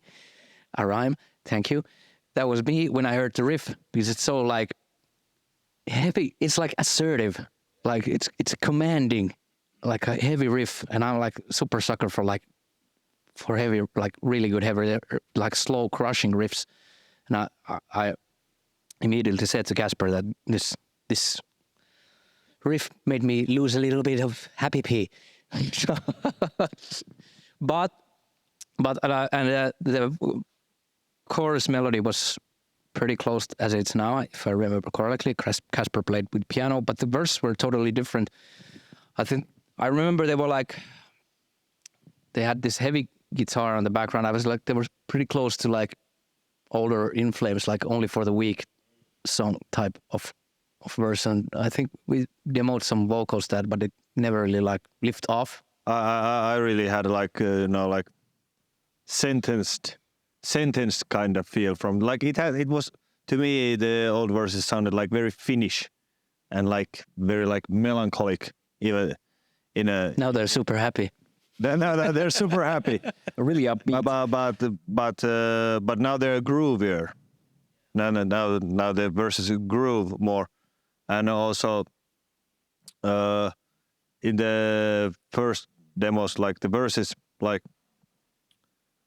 it had very much the same intensity as the chorus, so there wasn't like very much like a dynamic not much contrast, not much like dynamic changes in the song. So and also like in the bridge part, the middle part, it had like the same elements initially like from the first demo, but now we made the quiet parts much more quiet and the loud parts much more louder and like more full. So in general the verses are totally different, but in the general sense of the song we elevated the highs and like made the lows even like lower, so we like added so much more dynamic change to the song, and it is definitely the most dynamic song of the EP, and in general in our like catalog it is one of the most dynamic songs. Yeah. And I remember like theme was originally, I remember it was in the first demos with the old verses still. We had the word enemy there because my first like thought about the theme was like, this was before the war in Ukraine when this started working on the song. That wasn't a thing then yet, but I remember like, Or before the full-scale invasion. Yeah, there was this stuff happening there, but before the full-scale invasion. But we were living the Corona times, and I remember there was like a lot of like polarization back then already, like people with going against the vaccinations and like people talking to each other like enemies. Yeah. Even though there was like any need of that. So I remember the first like thought about the song the word enemy came from there. And I remember it was the first part of the melody. I'm not your enemy. And then we had the not your fucking enemy. And Casper was like, we didn't find the words for that. And Casper, why don't we just sing it fucking enemy? And Ville was, oh, that's so cringe. I'm dying from the cringiness. And now he's like, it's his favorite song. But we had a good debate on that. Yeah. I remember that. Yeah. But I remember when Casper says, I mean, that's perfect. It's perfect. Well, the words like fit the rhythm. The syllables are in the right places, and and it's also like when you're in a situation like when like we were writing the song, Matti and Casper liked how it was. I didn't like it, but if I'm the only one who doesn't like it, it's my job to come up with something better, and I couldn't do that. But now it's Not your freaking enemy. yeah. But now I'm over the like I don't find it cringy anymore. But at that time it was Embrace the cringe. yeah. Yeah, I think there's a lot to be said about like then standing behind what you've done in the sense that like everything's a product of its time, and especially with the context of the song and stuff like that. I think there needs to be. I think it's a perfect place to have some foul mouthiness. Yeah. Yeah. But like when the like things escalated in Ukraine, then the final form of the theme began unraveling itself, and I was like, I think there was and still is like a lot of like far right groups rising all around the world at the moment, and I one of my favorite movies of all time is V for Vendetta, and the comic book, which I have read as well. But there's like this fictional fascist group, not unlike Nazi Germany, but a very similar vein. And how that movie depicts and the comic book depicts that, I was really like inspired from that, and I kind of like visualized people putting in lines because of their opinions. And like the second verse, like there's a man with a broken smile, like he just has wrong opinions. And he's just smiling for the situation because it's so desperate. But yeah, and I'm gonna tap myself to the shoulder, but I really like the opening line. It starts with a single phrase because that's how the song starts. But often like these political ideologies start with a single chant that they just have this one agenda that they're selling, which in reality is maybe something different. Yeah. No, I also... This was also one of the songs I remember hearing, and from the rip, I just went, "This is a brilliant song," and I just remember really connecting with it. Because obviously, we did a similar kind of idea of a song as well, and we have a similar cringy f-bomb on the chorus and the tagline as well there. So you know, it called for it, and it really spoke out to me in that sense as well. And I think, even though if it's maybe a bit on the nose that it starts with a single phrase, I think the way you kind of paint it into the rest of the lyrics, I think it's really good. Yeah, and what he continues is a promise of better days, which is the title of the EP, and that kind of combined all the four songs together, because somehow there is behind all these lyrics, there is like a hope of something better, and always we are promised something better, but we cannot always see how it's going to be better or for whom it's going to be better. So that was a kind of a powerful line from the song. Yeah, and I think also it ties into the LP, because I think in general your catalog has like an uplifting undertone to it. I think that's a very unique twist that you guys have in your music, which is like, you have heavy songs, you have like dark subjects or heavy subjects, but there's always like this positivity in there, and I think that's a very unique twist, and I think it's a nice little tie-in to the. But it's probably pretty representative of us as people. Like we and it is intentional in the lyrics, that even though how dark it gets, they like, we always want to have like that other side to it, like that other layer or that other angle to it. So it's not only just about despair and agony, that kind of stuff. So yeah, but yeah, it's intentional, definitely. And Kasper, the riff in the chorus, which probably sounds pretty straightforward, is actually pretty freaking hard to play. And I remember Kasper like recording a video for me how he plays it, and I was like, that's absolutely not how you. That doesn't sound like. That can't be the easiest way. That can't be. Come on, there must be another way. But there wasn't, and I absolutely adore, like, because it's pretty original, the holds he made and everything. I think that's a fantastic riff. Terrible to play, but a fantastic riff. Now I got it. But at first, when we did the live shows, playing that riff, and trying to sort of sing harmonies at the same time, I was Maron struggling. like great vocal harmonies in it. So it's not easy to sing, but let alone play riff. But now I along. managed through, but it took some gigs. Yeah. I remember thinking exactly the same way. I was like, that it's just like open string and two fingers or something. Exactly. Like, It doesn't sound as complicated as it is to play.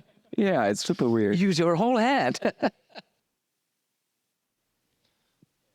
So you had to work, but this song then was a bit easier than maybe for the rhythm section over here.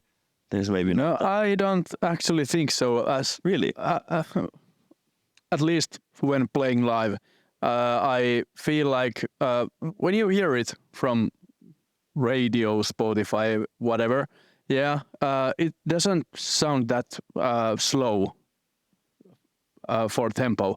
But when you're playing it, at least I feel it's just so slow, and I it feels like I got too much time to think about what I'm playing. So it's like one hit, take a sip of coffee. Yeah. First drummer to ever say that. No, Yeah, just kidding. and just because I want to nail it every single beat. Yeah. Oh, it would Yeah, suck if it so would be so faster and slower. to keep it tight. Yeah. But when there is much air in between, it becomes harder. At least in my opinion. When we go back to Parasite, I'm just blasting around like this, and it's easier for me to be tight. Fair enough. Well, Ville, you have some funky grooves there. Yeah. It's relatively easy song. Like I think No Casper playing the picking. no. I just go ta ta ta ta ta ta ta ta ta ta ta ta ta ta ta ta. But there is some in the middle section where is all the orchestration and stuff. There I have like a relatively complex bass line. Dum ba-da-da-dum, da-da-da-dum, da-da-dum, da-da-da-dum. Because there's like literally nothing else happening there. Yeah, because the part needed something more. You had to fill in the space. Ba-da-da-dum, ba-da-da-dum, da-da. So that's like nice movement to play with the bass, but it's not that like super hard. So, but it's a fun song to play. Yeah. It sounds like a fun song to play. Yeah, and and you can like when you have like the like more quiet parts in the verses in the beginning, you can like I don't know, you can hear the bass, which is when playing modern metal. It's like it's nice to hear the bass every now and then. It's refreshing. Yes, I wholeheartedly agree. Wonder why. Yeah. So yeah, I have room there for my expression. Which is nice. No hills to fight on. Yeah. Bass to play. Yes, exactly. Very good. But yeah, it's not too hard, but I like to play it. Yeah. Okay. So the first demo was way before, and it starts to taking shape in the pandemic before the full scale invasion of Ukraine. How hard was it then to or was there much repurposing, or was it kind of like that's something we're gonna do about, or was it? What was the process from like taking that demo and then it turning into what it is now? I think it was kind of like straightforward. Yeah, because I think like the way the song started to like get its shape, like shift towards I thought it had like more like militaristic feel to it. Like it started to sound more like war themed song, and all the stuff with the enemy, like with Matti said, like Pointing fingers and pointing fingers and stuff. It wasn't like too hard to like just to like nudge it in the more like in the war direction. Yeah. So no need to like reshape like dramatically to make it like the anti-war song that it is now. Yeah. And in the chorus, I like visioned. It starts a scream that breaks the silence. I imagined like this, like a medieval like courtyard where there starts like beheading people, and like it's completely silent, and then the person who is going to be beheaded screams like, "I'm not your fucking enemy," and then people like realize that we're like losing our friends here, and what are we doing? That was like the visual imagery for me. So I think that was like before the war escalated, that imagery in my mind. So it became more like Ukrainians and Russians, like they're like there are a lot of relatives both sides. I imagine there must be something like families that are torn each side. Yeah. Fair enough. Favorite parts? Is it my turn to start? I probably have to say, like, the small gap just before the orchestrations and the guitar tapping part comes in, and when it actually starts, like the immediate part for the first hit, but it wouldn't work that well without the like really slow vocal part before that. So yeah, I have to say that's like chills for me. Yeah. Very good. Ville. Yeah, for me, it's I would say the whole middle section, the whole bridge part, from like after the song quiets down, like all the way after the second chorus, And builds up to the yeah, orchestration. and then there is only Matti's vocals and like the keys with like only one note. It's like it gets super quiet, like we haven't done that like in any of our other songs. And then it's like starts to build up. Maron comes in with his harmonies, and then it blows up into this full orchestration. And we had extra help with the orchestration. Kevin from Assemble the Chariots, he made the orchestration in the middle section. Like we had orchestration there before, but it was a little bit lacking. And we asked Kevin, can you do this properly? And he totally did, and it became so much better, and it like the song just like blooms. It's like a flower that opens up. Like, yeah, it's very nice. And then you move to the last chorus, and you have all this like build up and excitement from the middle part, and then you go to the last chorus, and the last chorus is so much more just because of the middle section and stuff. So, yeah, that was a long part to like to pick one favorite, but yeah, as a whole, the middle part, sure. That part as well was a bit of a joke first, because originally it had the guitar tapping thing, which I thought was epic, and you were like, let's make it need something more epic, and then we, like as a joke, we started singing with Casper for like this choir, but it's like then we were like, let's play that shit, and let's make it full orchestra. This kind of slaps. Yeah, it kind of works. Yeah, it works. And then we met Kevin in Mikkeli once again. Everything Connecting people. Yes, before and after Mikkeli. Well, it's totally different. Met Kevin there. He was playing with Atlas, and I had no idea that he's the man in Assembled Chariots. That I was like, you're the man. Guy. I love your like orchestration stuff. And what do you do that for other people as well? Yeah. And then I sent him my lousy demo orchestrations, and he came back like a week later. Like, holy fucking Hans Zimmer. It is good. It is. Yeah, like shout out I to nearly Kevin. picked that for my favorite part as well. Yeah. So it was worth it. All right. Yeah. Petteri, favorite parts.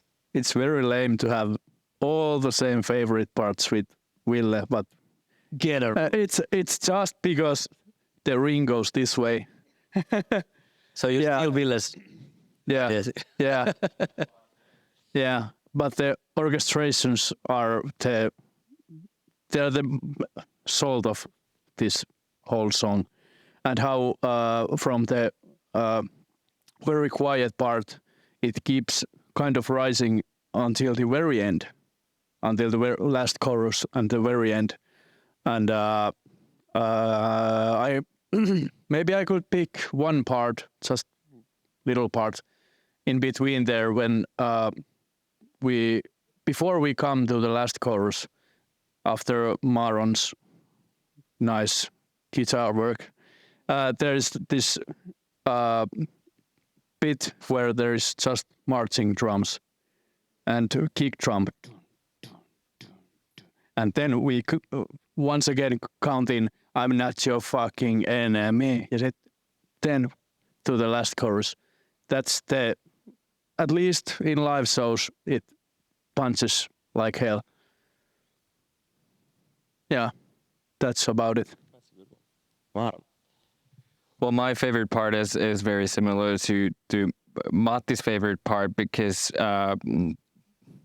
this is based on when we're playing it live, because my contribution to the recording part was pretty small, so I just provided some harmonics.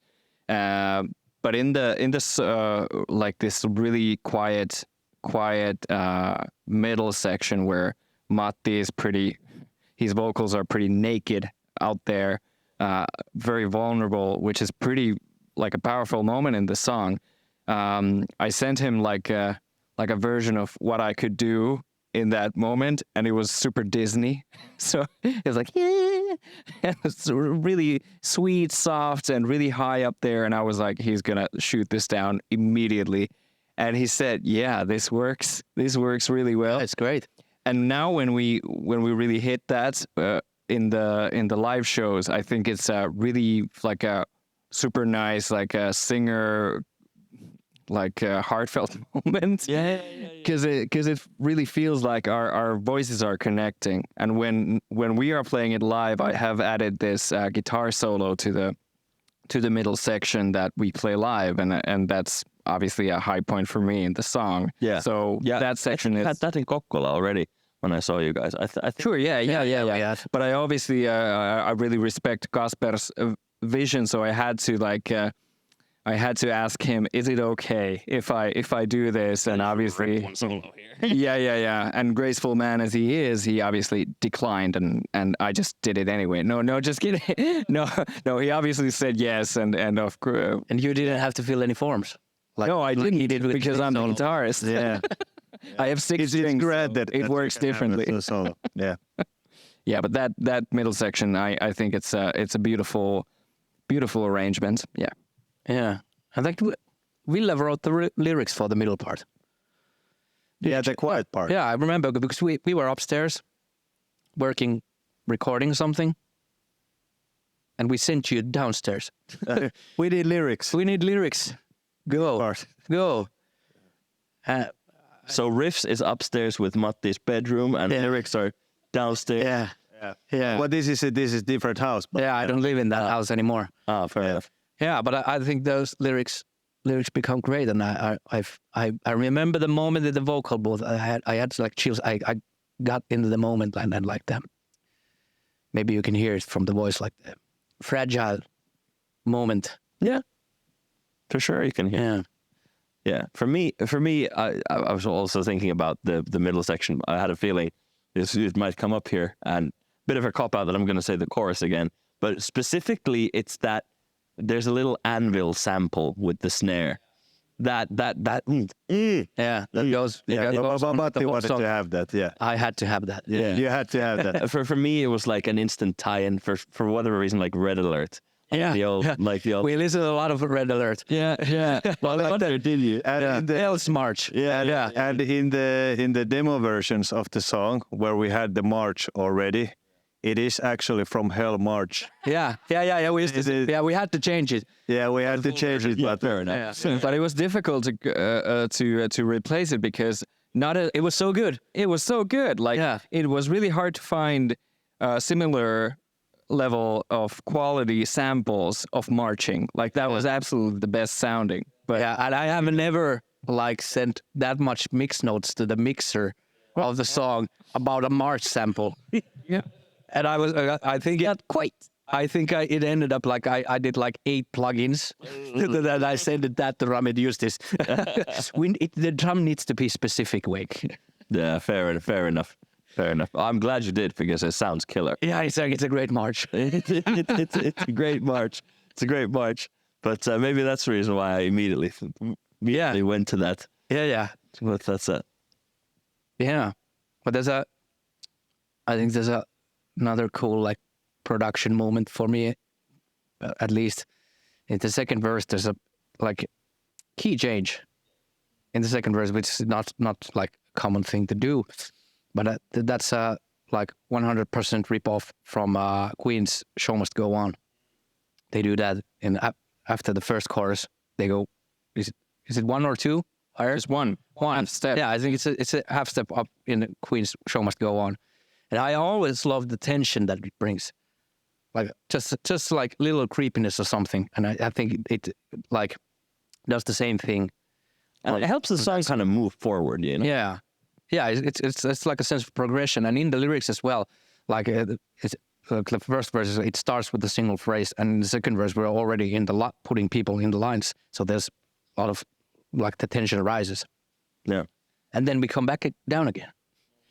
Very dynamic. And again, stepping on the pitch shifter. Exactly. It is like tap dancing. Yeah. But it's quite nice that like with the modern day equipment, Yeah. like even though if you play heavy music with a lot of like open strings, you can still like do like modulations with the pedal. However, now when we first started playing this live, and this was my first like a new song that we introduced, and I was still using like old equipment from borrowed from Kasper, and I didn't have my own pedal boards and such, like this modern technology. So I used what I think is the foolproof technology. So in that section, I used a capo. So I had the capo on my Jackson heavy metal Kelly guitar with a Floyd Rose, and I just took the capo, put it on the first fret, and watched all the guitar nerds in the first row go, "What?" I think you need to bring that back. You need to bring that back. But it was a kind of a ballsy show off move, and I still stand behind it. And when the chorus comes, you just threw it away. Exactly. I don't need it anymore. Find it some random place after the show. That's more exciting than a button. Come on. Absolutely. And then you won't get the delay with any pitch shift. Yeah, exactly. So yeah. you You get do the same feel. thing on like throats, like a human capo. Oh, like squeezing in this. It's like the key. You just put it left. Yeah, you should work on that. Yeah. Whenever we have key changes, we just rehearse it, plan it out, which, you know, bunch of fucking nerds we are. Yeah, that's horrible. Sounds horrible. So have to invest into pitch shifters. Yeah, Or capos. Yeah. Or capos, yeah, fair enough. But there is actually like a modulation in every song of the EP. Like that's a trick that. Is there? No, there's not. Dead Fish doesn't have a modulation. Oh, that's right. I'm sorry. 3 out of That's 4. right. 3 out of Band 4. still. I mean, for a heavy metal band, we have a lot of modulations. Yeah. It's a very Eurovision friendly band. But like I was saying earlier, like I think the lots of modulations and then the positive undertones. I think that's kind of those are the two like big ingredients when I think about your guys' music. I think Pitch shifting. Yes. yeah, modulation, pitch shifting, Yeah. potato. Yeah.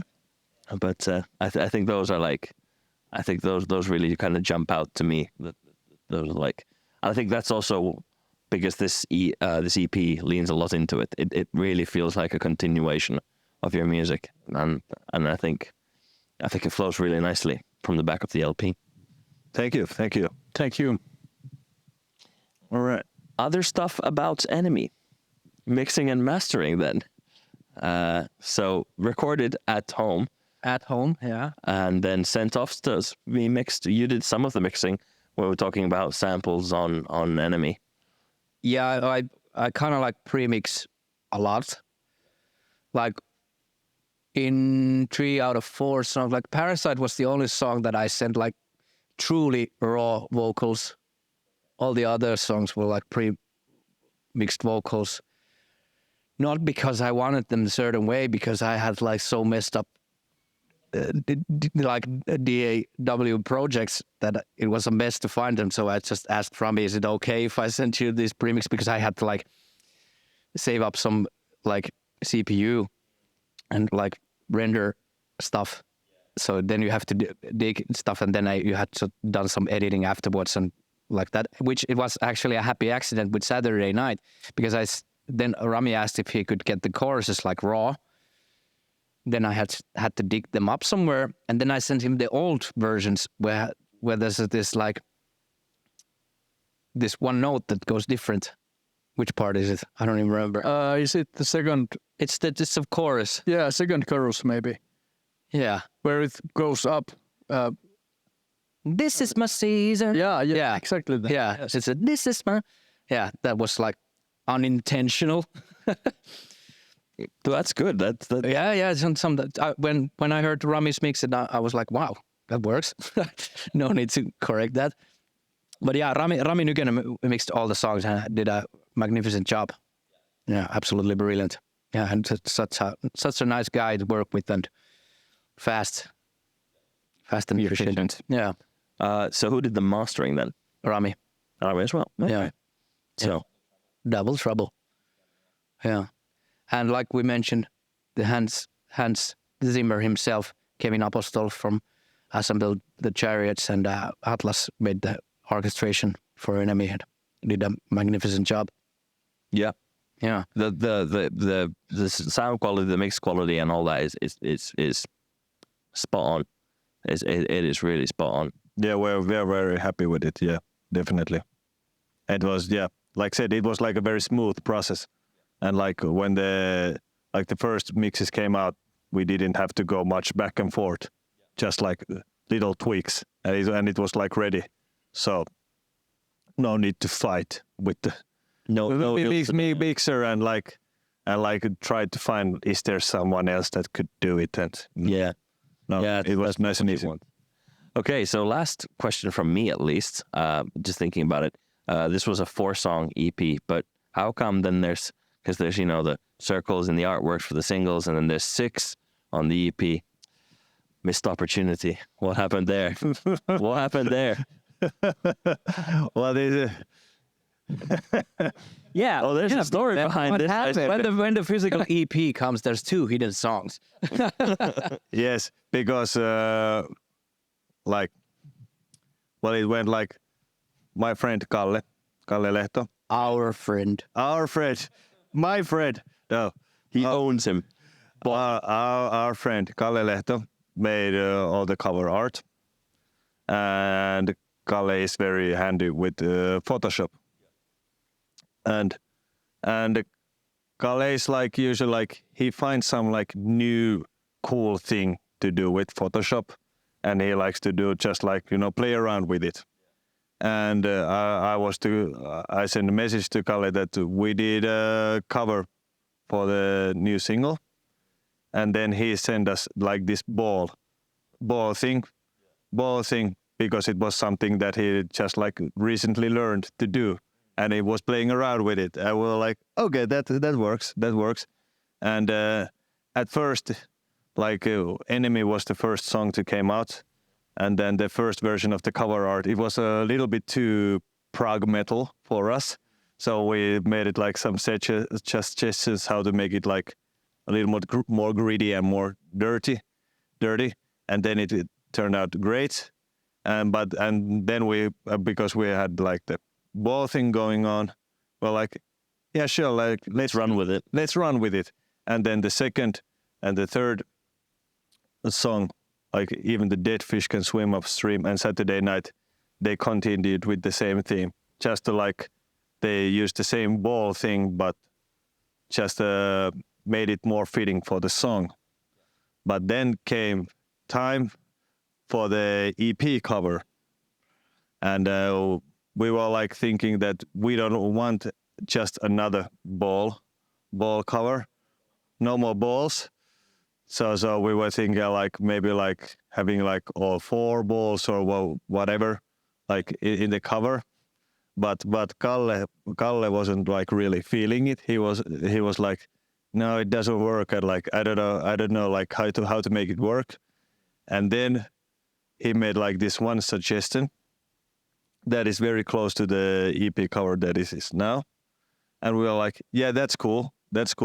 Maybe we try that, and like to make it more fitting with the rest of the covers and the and with this, during this EP, we have had like black and red clothing on stage. So we were taught like black and red is like the theme colors for this EP era. So it needs to have more red and more black and stuff.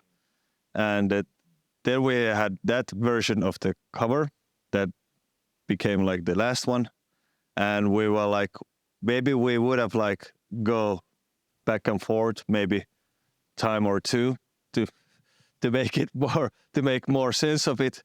But then we were on a schedule and we had to send it out to the publisher, and we were like, yeah, that's good.